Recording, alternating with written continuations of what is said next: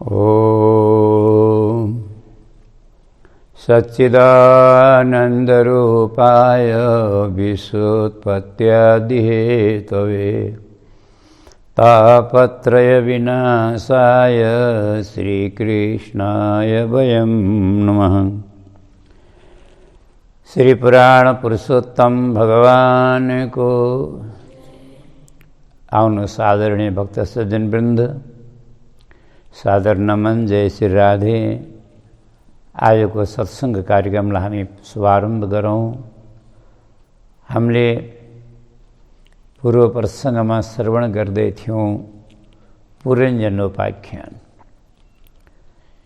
जीवात्मा और परमात्मा दुईटा अभिन्न मित्र हुन्,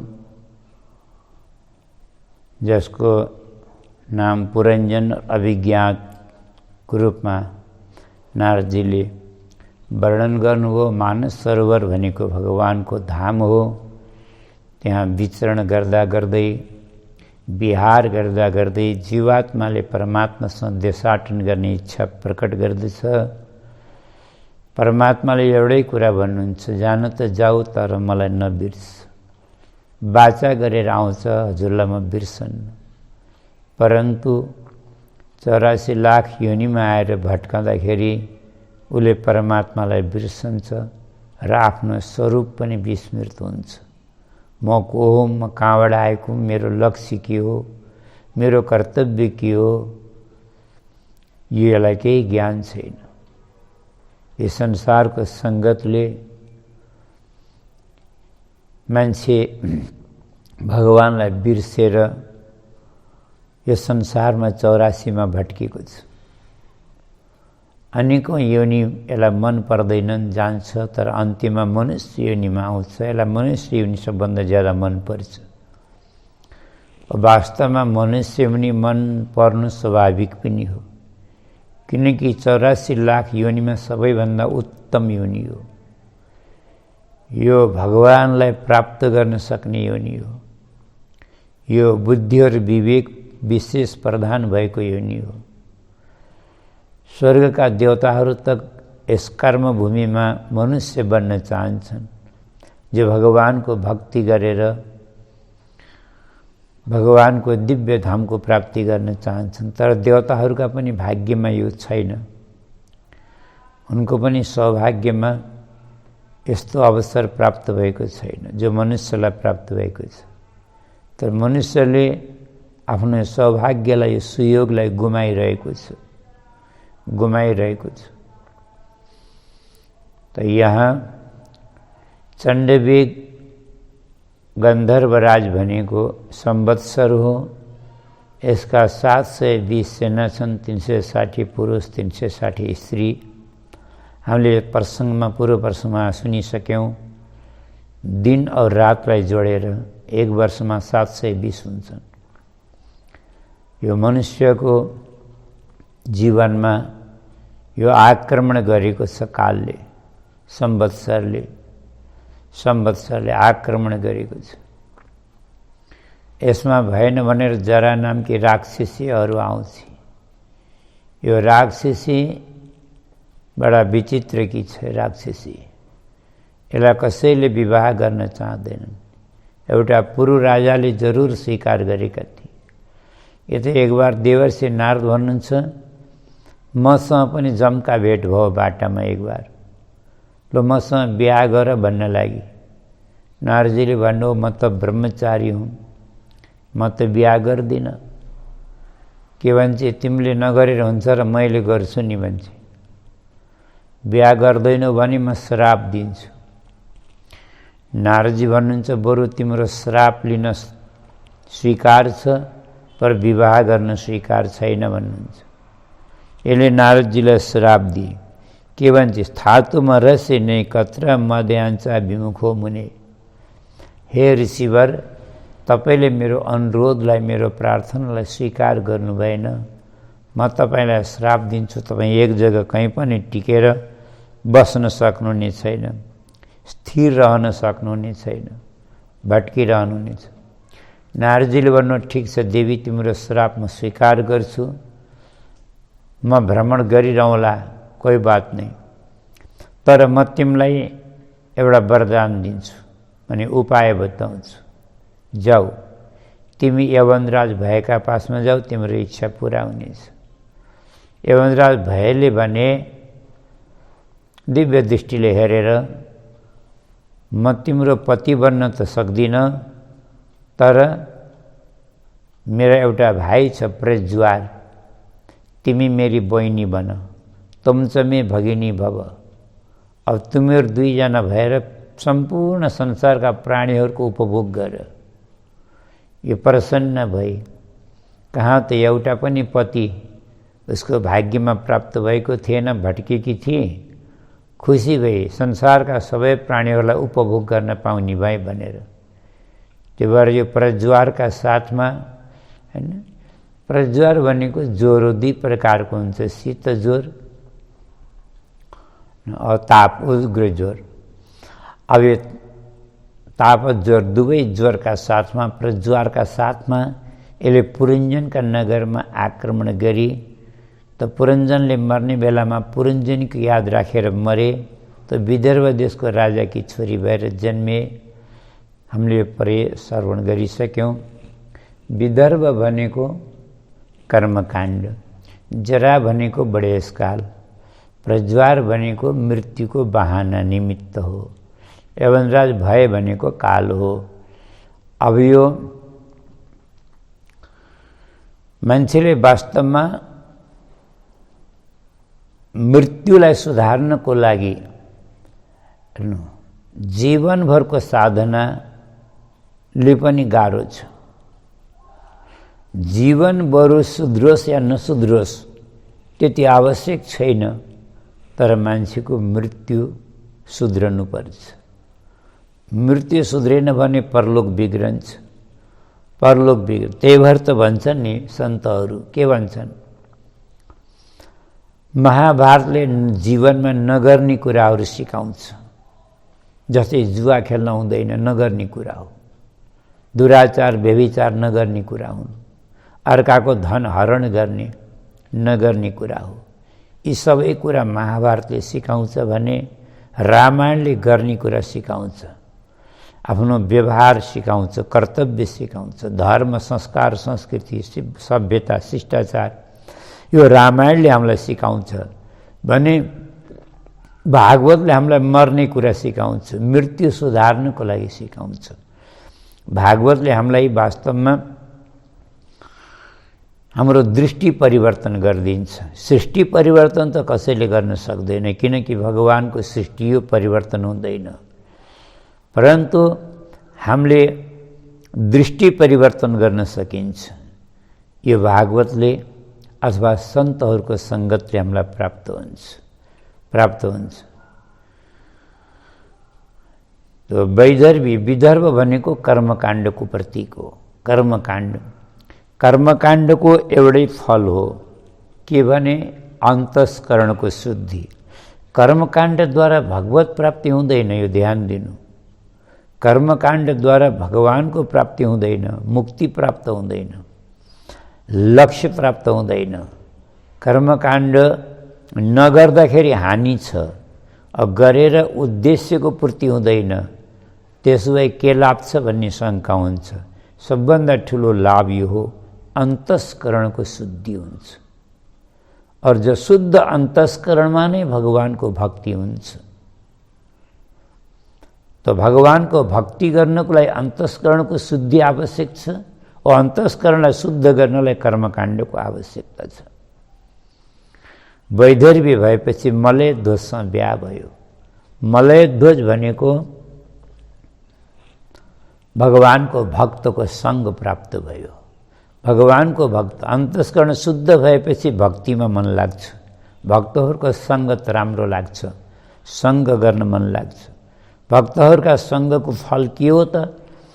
सत्सङ्गको फल के हो त भनेर भन्दाखेरि हामी आफ्नो पुरुषार्थले प्रयासले हामी भलै भगवानको धाममा पुग्न सक्दैनौँ, भगवानलाई प्राप्त गर्न सक्दैनौँ, तर भगवानलाई हाम्रो याद आउँछ। भगवानलाई हाम्रो याद आउँछ।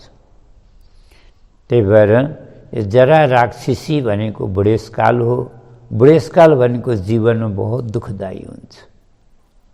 कल्पना गरौँ हामीले, एक दिन त्यो परिस्थिति आउन सक्छ जीवनमा। आफ्नो सिरानी मुनि राखेको गोली पनि उठाएर आफ्नो हातले मुखमा राख्न नसक्ने स्थिति आउँछ। अर्काको मुख हेर्नुपर्छ, आशा गर्नुपर्छ ठुलो ठुलो। त्यो बेलामा जीवनको कस्तो परिस्थिति, कस्तो स्थिति हो, दुःखको सम्झना गर्नु। त्यही भएर त गान्धारी भन्छन् वासुदेव जरा कष्टम, परेपछि भोग्न त्यो पनि पर्छ। अब त्यसमा पनि कष्टम निर्धन जीवनम। अब बुढेसकालमा जीवन निर्धन भयो भने भएको सम्पत्ति पनि अर्काले छिन्यो, हरण गर्यो, अपहरण भयो भने कति पीडा होला, कति ताप होला। त्यो पनि परेपछि मान्छेले भोग्छ। तर पुत्र शोक महाकष्टम, त्यो उमेरमा गएर आफ्नो अगाडि पुत्र मर्छन्, आफ्नो काल आउँदैन, आफूलाई बाँच्नुपर्छ भने त्यो बेलामा मनको ताप कस्तो होला हामीले कल्पना। पुत्र शोक महाकष्टम। त्यो भएर यो बुढेसकालले गर्दाखेरि मान्छेको मनलाई पनि चञ्चल बनाउँछ, मनलाई अस्थिर बनाउँछ, मन भगवानमा पनि लाग्दैन। जसले गर्दा यो जीवात्माको परलोक बिग्रन्छ, जीवात्माको उत्तरार्ध मृत्यु बिग्रन्छ, उत्तरार्ध बिग्रन्छ। खेर अस्तु, भक्तको सङ्गत गर्नको फल हामी यहाँ पुगेका छौँ। यहाँबाट अगाडि प्रसङ्ग सुरु गरौँ। भक्तको सङ्गत गरेको फल मिलो पुरञ्जनलाई। आफ्नो पूर्व मित्र अभिज्ञात अर्थात् परमात्मालाई यसको याद आयो। यसले परमात्मालाई याद गर्न सकेन, परन्तु परमात्मालाई यसको याद आयो। यो एकदमै याद राख्नुपर्ने कुरा हो। यदि हामीले शरणागत भएर भगवानको भजन गर्छौँ अथवा भगवानका शरणागत सन्त भक्तको सङ्गत यदि हामी गर्छौँ भने कदाचित हामीले भगवानको याद गर्न बिर्सौँला, अरे नआउला याद,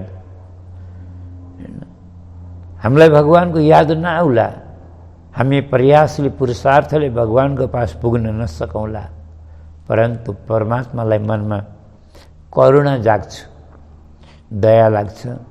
तो परमात्मा आफ्नो मित्र जीवात्माको खोजी गर्न आउनुहुन्छ आफ्नो दिव्य धामबाट, ब्राह्मणको भेष बनाएर विज्ञात। यसको पनि तात्पर्य बुझौँ, किनकि भगवान यो संसारमा शङ्ख चक्र गदा पद्म लिएर आउन मिल्दैन के कसरी आउने कल्पना गरौँ त। भगवानले जो गर्न खोज्न आउनुभएको त्यो कसरी पुरा गर्ने। भगवानलाई त्यस्तो रूपमा देख्ने बित्तिकै त्यहाँ त भिड लागिहाल्छ, मान्छेले तमासा हेर्न थाल्छन्, श्रद्धा गर्दैनन्, तमासा हेर्छन्। त्यही भएर भगवान प्रत्यक्ष रूपमा कलियुगमा आउनुहुन्न, कहीँ पनि आउनुहुन्न। अप्रत्यक्ष रूपमा हामीले भगवानलाई देखेका छैनौँ, यो अलग कुरा हो। परन्तु परमात्माको नजर, परमात्माको दृष्टि हामीमाथि सदा परिरहेको छ अप्रत्यक्ष रूपमा। त्यही भएर भगवान ब्राह्मणको भेष बनाएर खोज्दै खोज्दै खोज्दै खोज्दै आउनुभयो र उत्तराखण्डको जङ्गलमा एउटा लासलाई काखमा राखेर चिता बनाएर चितामाथि बसेर आगो लगाएर सती जान तयार भएको छ। स्त्री बनेको छ, वैदर्भी बनेको छ, स्त्री बनेको छ। परमात्माले सोध्दै खोज्दै जानुहुन्छ, म तिम्रो मित्र हुँ, मलाई तिमीले बिर्स्यौ भनेर भन्नुहुन्छ। म तिम्रो मित्र हुँ, मलाई बिर्स्यौ, याद गर त भन्दाखेरि यसले भगवानलाई खबरदार अगाडि नआऊ, म तिमीलाई श्राप दिन्छु, म पतिव्रता नारी हुँ भन्छ। बस यही संसारको बस स्थिति हो, हामी सबैको यही स्थिति हो। तो जीवात्मा को वास्तविक हितैषी, वास्तविक मित्र, वास्तविक साथी जो परलोकमा पनि यो लोकमा पनि भूतमा पनि भविष्यमा पनि वर्तमानमा पनि सधैँ साथ दिने, कहिल्यै नछोड्ने वास्तविक मित्र परमात्मालाई यो जीवात्माले चिन्दैन। पर पुरुष भन्छ, खबरदार भन्छ, अगाडि नआऊ भन्छ, मलाई नछौ भन्छ। और एउटा लासलाई काखमा राखेर, लासलाई काखमा राखेर मेरो पति हो भनेछ। अब हामीले कल्पना गरौँ है, एक त मरिसकेपछि शरीरको पनि नातो समाप्त भयो। चलो कदाचित शरीरको नातो मानौँ रहला अरे, ठीक छ।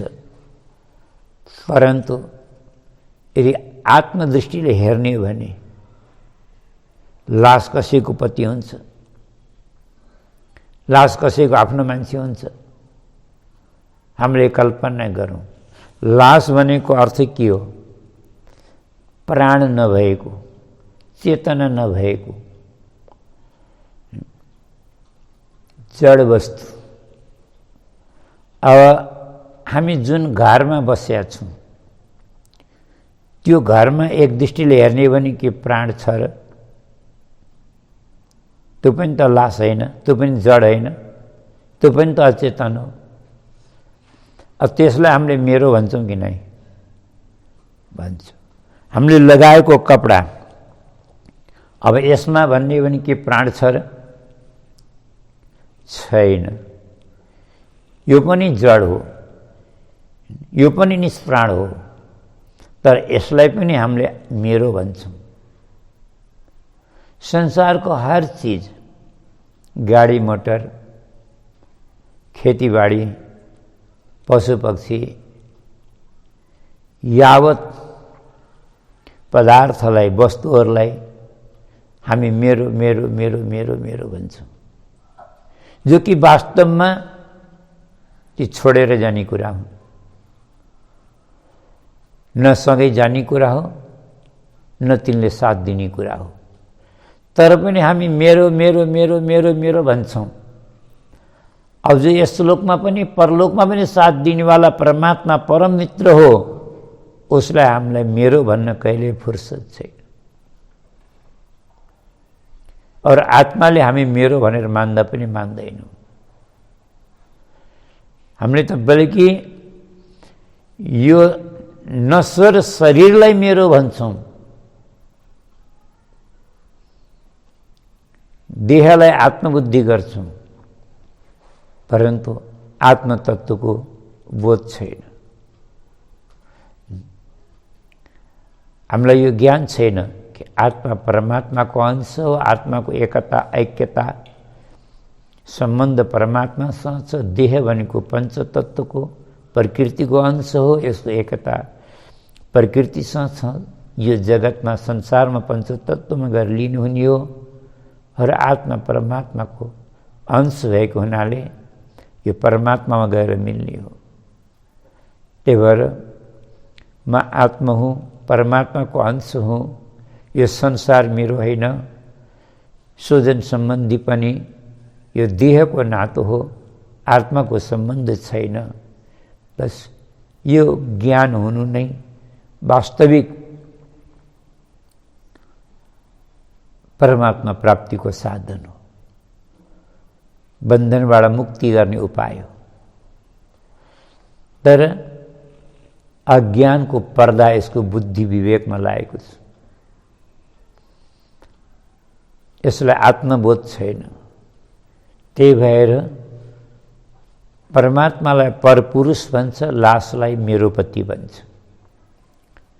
जब परमात्माले यसको अज्ञानको पर्दालाई, जिसको बुद्धिमाथि, यसका विवेकमाथि जो अज्ञानको पर्दा छ, भगवानले अभिज्ञातले त्यसलाई हटाइदिनु भयो और हटाउँदै त्यसलाई आत्मबोध प्राप्त भयो। उसलाई झसङ्ग भयो, ओहो म यो के गरेको,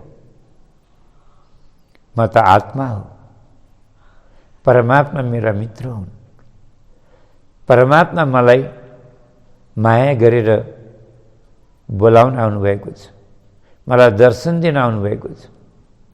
म एउटा लासको आसक्तिमा परमात्मालाई दुत्कारेको छु।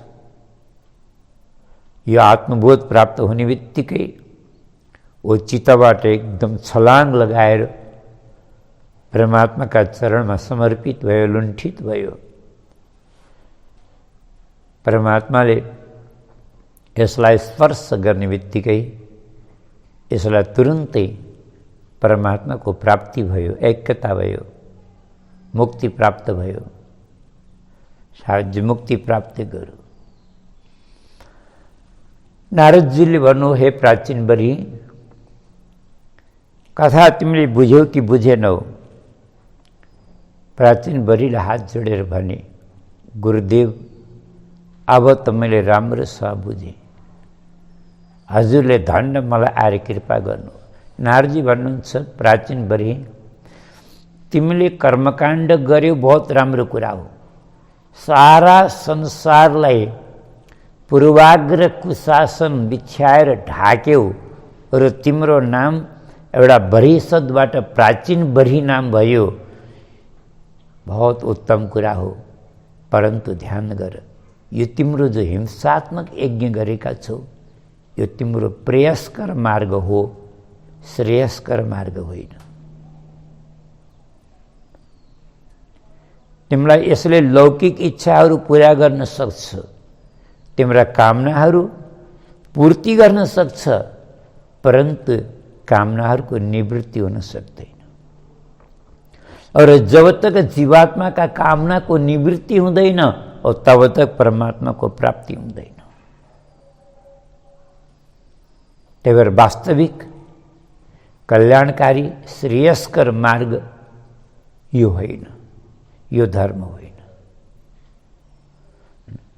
कति राम्रो कुरा गर्नु, यो प्रेयस्कर मार्ग हो पर श्रेयस्कर मार्ग होइन, कल्याण गर्दैन। प्राचीन बरीले एउटा कुरा गरे,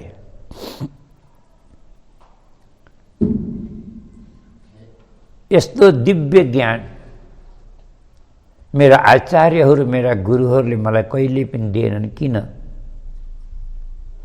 मलाई लाग्छ मेरा गुरुहरूले यो ज्ञान जानेकै थिएन। नै त जानन्ति उपाध्याय, मेरा उपाध्याय गुरुहरूले यो ज्ञान यदि जानेका हुन्थे भने मलाई आज तक यो घोर अन्धकारमा मलाई भट्काउने थिएनन्।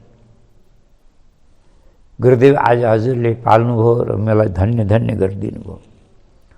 म ऋणी छु, म कृतार्थ छु गुरुदेव। नारदजी भन्नुहुन्छ, हेर कर्म गर्नु बहुत राम्रो कुरा हो, तर हर कर्म गर्दाखेरि पहिला एउटा कुरा सोचेर गर्नुपर्छ, मैले जो कर्म गर्दैछु यो कर्मबाट मेरो प्रभुलाई प्रसन्नता होला कि नहोला, मेरो प्रभुलाई यो कर्म राम्रो लाग्ला कि नलाग्ला। तत्कर्म हरितो संयत, तत्कर्म हरितो संयत, कर्म त्यो उत्तम हो जुन कर्मले भगवान श्रीहरिको प्रीति हुन्छ, प्रसन्नता हुन्छ। सा विद्या तन्मतिर्ययः, विद्या तो उत्तम हो जुन विद्याले गर्दाखेरि, जुन विद्याले गर्दा भगवान बुद्धि लाग्छ, भगवानको भक्ति लाग्छ। जुन विद्याले भगवानमा भक्ति लाग्दैन त्यो विद्या पढेर के लाभ भयो? विद्या पढ़ी करते फिरे औरन को अपमान, नारायण वह विद्या नहीं ताहि अविद्या जान। हाँ, इस विषय में एउटा दृष्टांत प्रसिद्ध छ। पद्मनाभ भट्ट यिनी कश्मीर का विद्वान,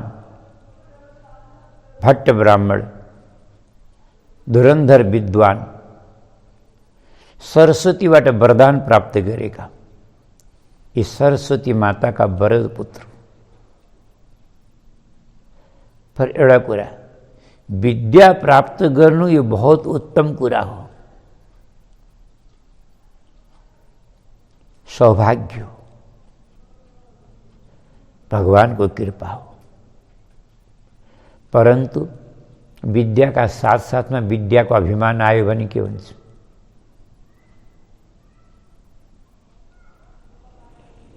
यसैले विद्वान भए पनि पतन गराउँछ। त्यस्तै भयो, पद्मनाभ भट्ट विद्वान त थिए, सरस्वतीको वरदान थियो, त्यही भएर यिनलाई सबैले सरस्वतीका वरद पुत्र भन्थे। संसारमा यिनको यश फैलिएको थियो, यिनको कीर्ति पताका फैलिएको थियो। परन्तु सँगसँगमा विद्याको अभिमान आयो। मैले दिग्विजय गर्छु भन्ने ठाने र पाल्कीमा बसेर शास्त्रार्थ गर्न हिँडे। पुस्तकहरू बैलगाडामा राखेर भरेर, और जहाँ जहाँ ठुल्ठुला विद्वानहरू छन्, प्रसिद्ध पण्डितहरू छन्, त्यहाँ त्यहाँ शास्त्रार्थ गर्दै हिँडे। अनि गर्दा गर्दै मनमा विचार गरे, यसरी मैले कहिलेसम्म शास्त्रार्थ गर्ने? संसारभरिमा कति विद्वान छन्, कति छन्। सबभन्दा पहिला काशी नगरीमा जान्छु, किनकि उस जमानादेखि लिएर आजसम्म काशी एउटा विद्याको नगरी मानिन्छ। और आज पनि सायद जति विद्वान काशीमा पाइन्छन् त्यति विद्वान अन्त कहीँ हुँदैन। काशी विद्याको खानी हो, किनकि भगवान शंकर को नगरी हो काशी नगरी। और भागवतमा पनि के लेख्या छ? विद्या कामस्तु गिरीशम, जसले विद्याको ज्ञानको प्राप्ति चाहन्छ, कामना गर्छ, त्यसले भगवान शंकरको उपासना गर्नुपर्छ। सायद त्यही भएर पनि काशी विद्वानहरूको नगरी कहलाउँछ, मानिन्छ। काशीमा पुगे, काशीका विद्वानहरूमा खलबली मचियो। आजभन्दा 400-500 वर्ष पुरानो कुरा हो यो। विद्वानहरूको डर आए काशीका, काशीको इज्जत जानी गयो। यिनलाई शास्त्रार्थ गरेर कसले हराउन सक्छ? सरस्वतीको वरदान छ यिनलाई। सबै विद्वानहरू मिलेर कबीरदासजीका पासमा गए। यो कबीरदासजीका पालाको कुरा हो। त्यतिखेर कबीरदासजी काशीमा बस्नुहुन्थ्यो, आफ्नो साधना, आफ्नो भजन गर्नुहुन्थ्यो। सबै विद्वानहरू गएर कबीरदासजीलाई प्रणाम गरे भने हामी सबैको तर्फबाट गुरुवर महात्मन हजुरले पद्मनाभसँग शास्त्रार्थ गर्नु पर्यो, किनकि पद्मनाभ सरस्वती माताको वरदान प्राप्त गरेका विद्वान हुन्। हामी तिनीसँग शास्त्रार्थ गर्न सक्दैनौँ। कबीरदासजीले भन्नुभयो, हजुरहरूले मलाई सम्मान दिनुभयो, यसमा म हजुरलाई धन्यवाद दिन्छु, म आभारी छु। परन्तु म शास्त्रार्थ गर्न सक्दिनँ, दुईटा कारणले। एउटा कारण त हजुरहरू यत्रो विद्वानहरू शास्त्रार्थ गर्न डराउनुहुन्छ भने म त झोला समातेर पुस्तक समातेर स्कुलमै पाठशालामै नगएको, एक क्लास पनि नपढेको, म त विद्या नै नपढेको एउटा जोगी हो, महात्मा हो। म कसरी शास्त्रार्थ गर्छु? एउटा कुरा। दोस्रो कुरा, यदि म विद्वानै हुन्थेँ त पनि शास्त्रार्थ गर्ने थिइनँ। किन? किनकि म शास्त्रार्थ गरेर कसैलाई पनि हराउन चाहन्न। किन हराउने? हराउँदाखेरि अर्काको चित्त दुख्छ, ऊ दुखी हुन्छ, आफूमा अभिमान आउँछ। उसलाई दुखी गराउनको फल र आफूमा अभिमान आएको फल, यी दुईटै पतनका कारण हुन्। त्यही भएर पनि म शास्त्रार्थ गर्न चाहन्छु। सबै विद्वानहरूले भने महात्मन यो कुरा सत्य हो, हामी पनि मान्छौँ। हाम्रो पनि अगर व्यक्तिगत कुरो हुन्थ्यो भने हामी पनि जित्न चाहँदैनौँ, कसैलाई हराउन, कसैको अपमान गर्न, कसैको अवहेलना गर्न चाहँदैनौँ। हामी पनि हार स्वीकार गर्न चाहन्छौँ। परन्तु यो काशी नगरीको इज्जतको कुरा हो, यो भोले बाबाको, यो काशी विश्वनाथ बाबाको इज्जतको कुरा हो। त्यही भएर महात्मन हजुरले हाम्रो इज्जत होइन, विश्वनाथ बाबाको इज्जत राखिदिनुहोस्। पहिले भक्तवत्सल भगवान को